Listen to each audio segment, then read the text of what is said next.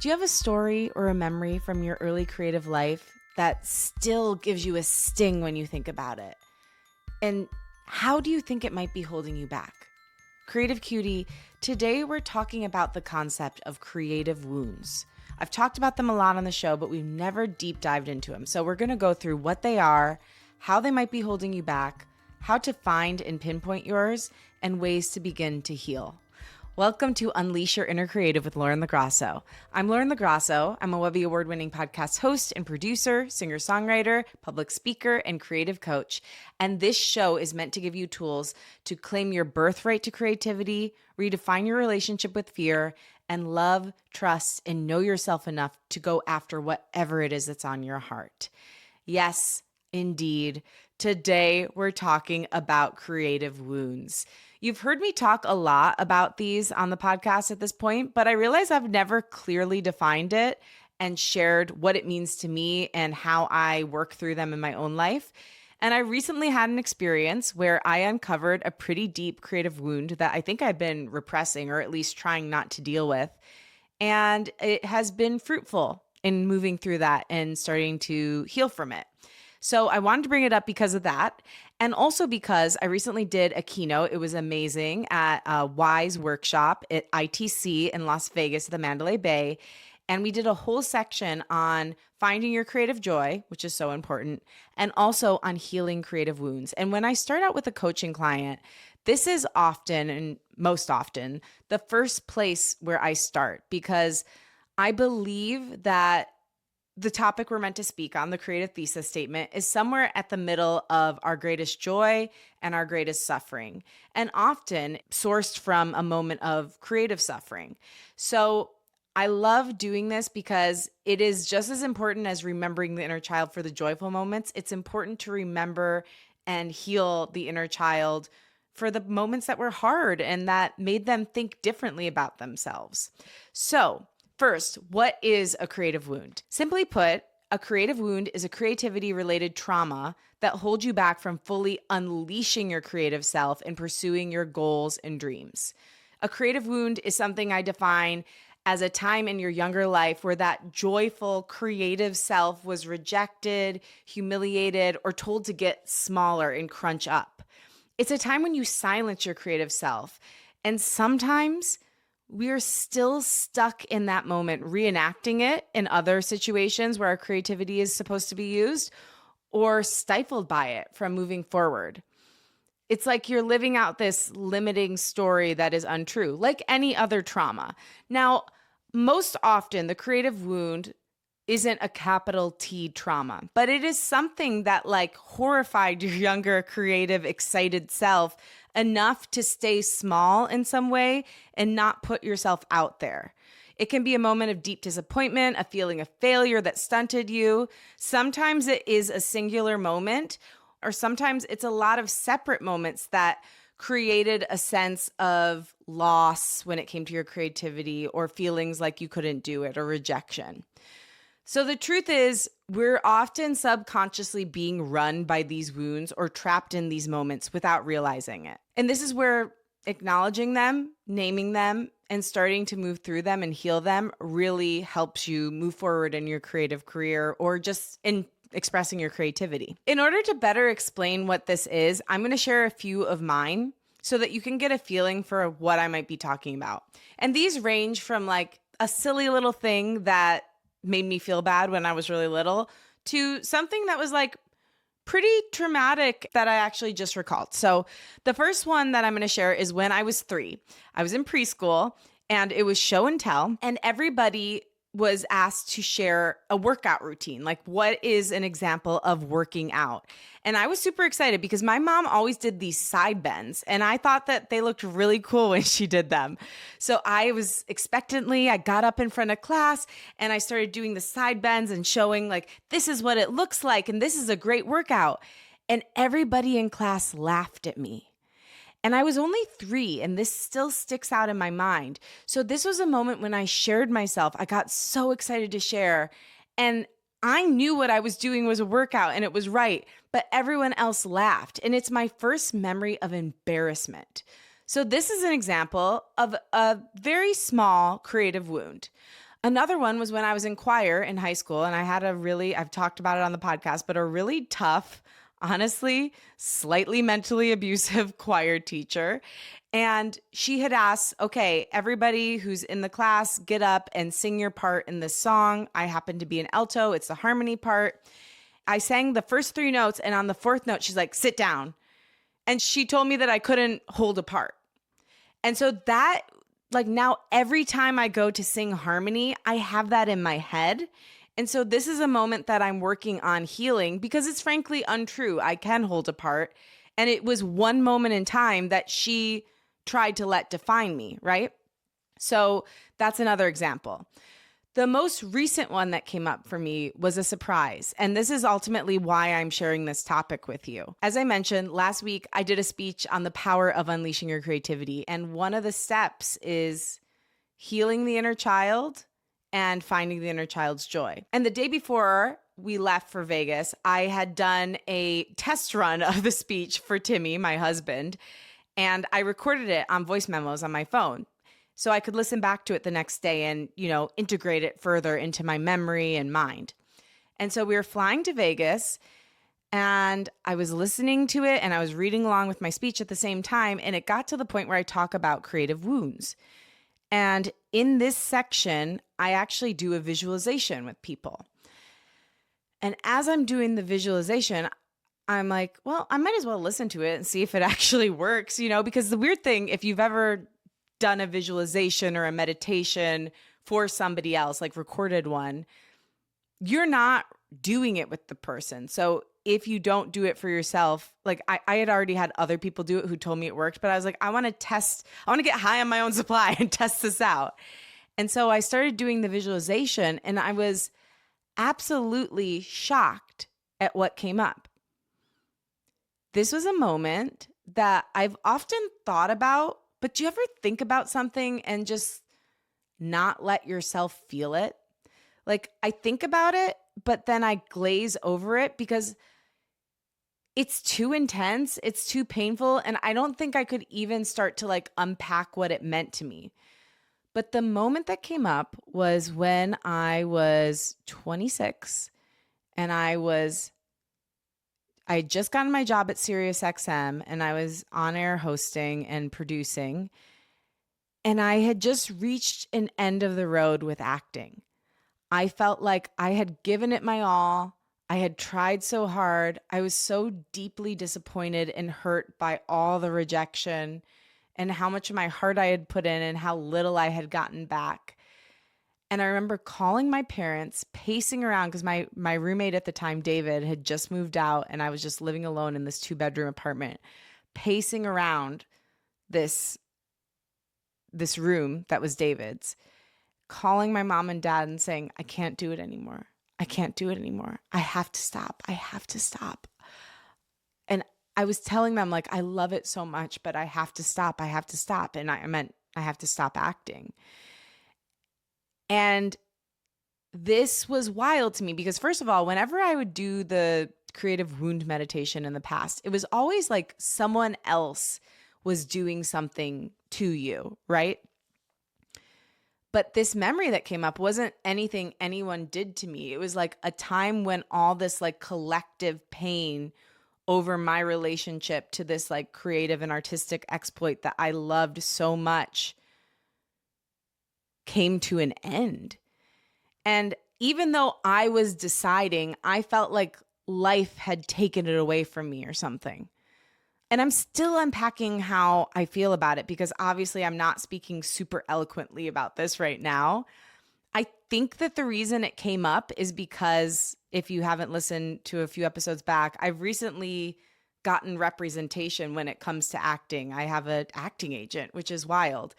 And I think it's bringing up some of those past pains for me. And it's time to confront them so that I can actually approach this with a fresh energy, not bringing the baggage of the past in. But I cried during the visualization I did for others. It worked. It worked on me. 2 thumbs up for rock and roll.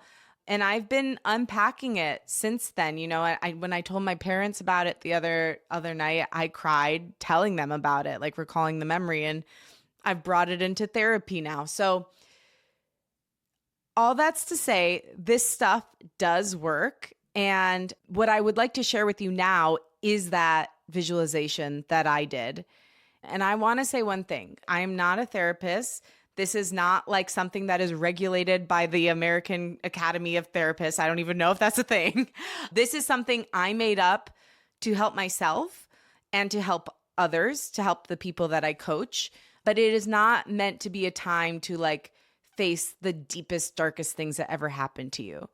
It's a time in your younger life, either in your childhood or for me in my mid 20s, where some sort of disappointment, pain, humiliation, failure happened that you're now letting, even subconsciously, control how you go toward your creativity in your life. Okay.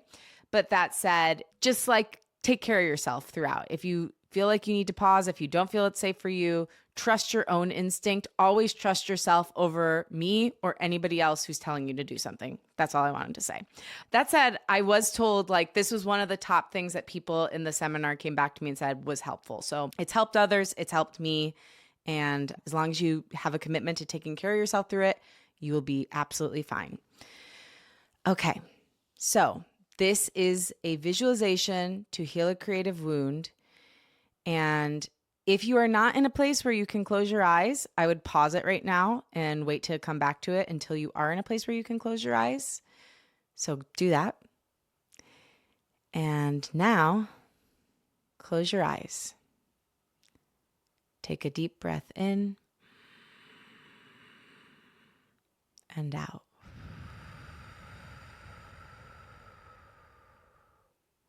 Roll back your shoulders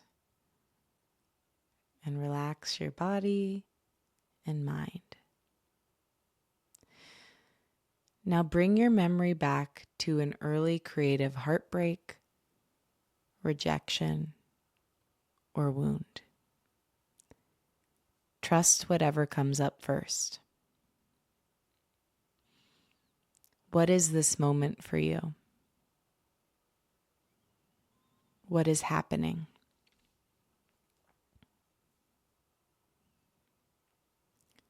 Where are you?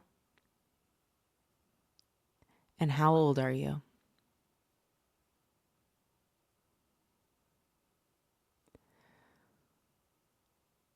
What was said, done, or happened that made you feel less than or like shrinking?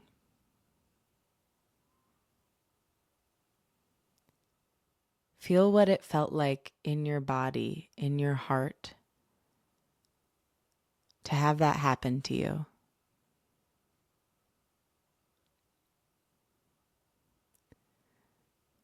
What message did you get about who you are and your creative capabilities or your ability to achieve your goals from this moment, from this wound?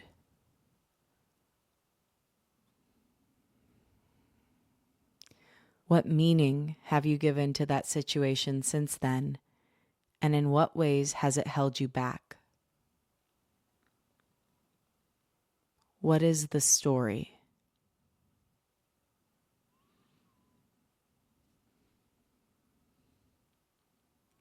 Now, see your younger self and see a version of your older self, your current self, walking into the scene where they are. Your younger self is expecting you and excited to see you.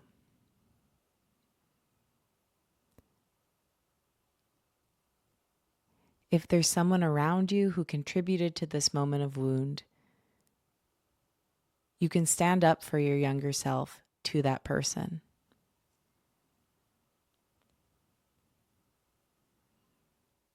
Tell them how wrong it was. Now turn to your younger self and tell them that they're good, they're enough, and they're safe.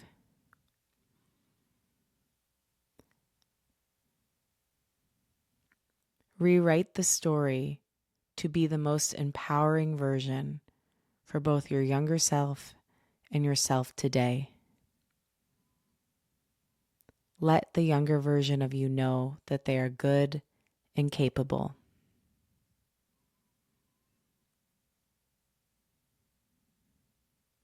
Now, if you feel called, give them a hug. And as you hug them, you energetically become one, remembering your every age you've ever been. And you can protect them now. They're safe to create, believe in themselves, and remember their joy before they felt the wound. You're healing now.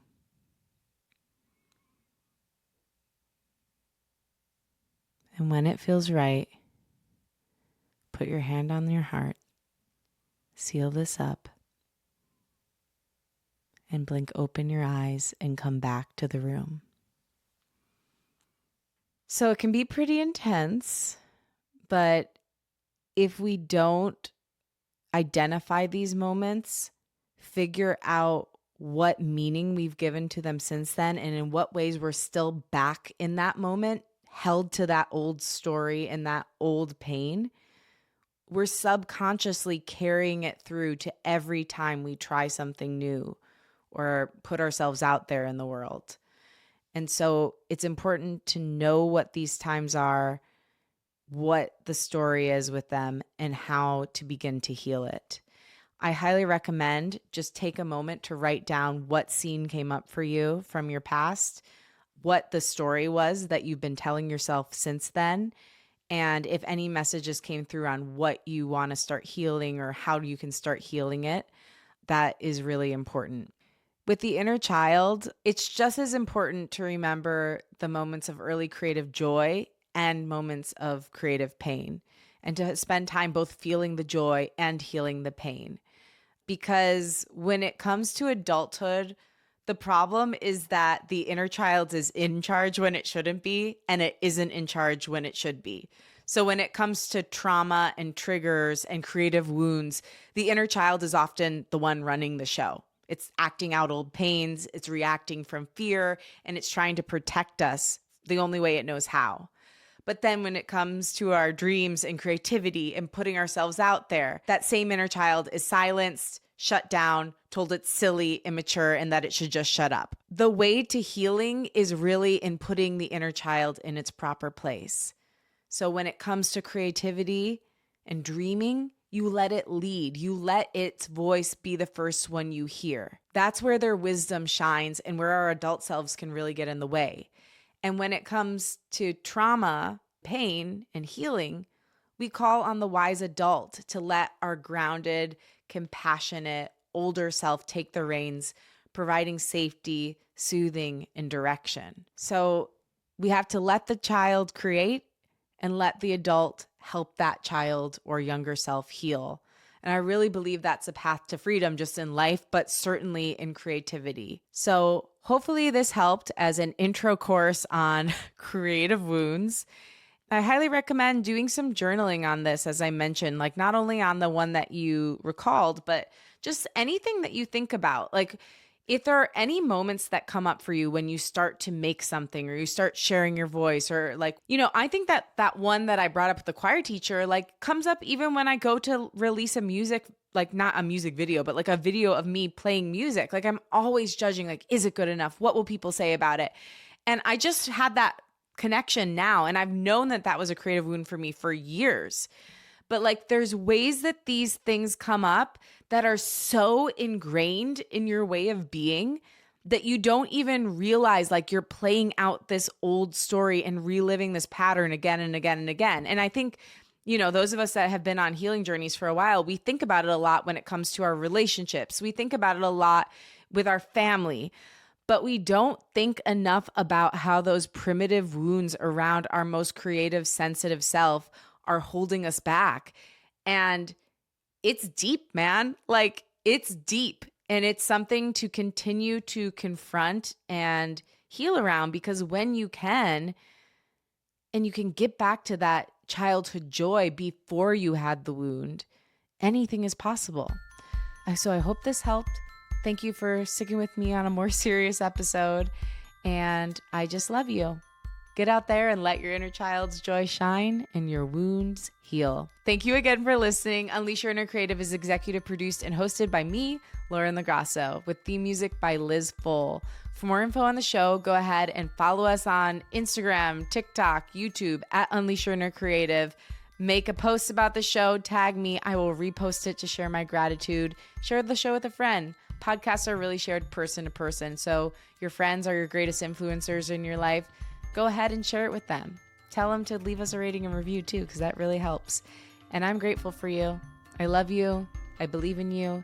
And I hope you have the best week. Bye, Creative Cutie. Talk soon.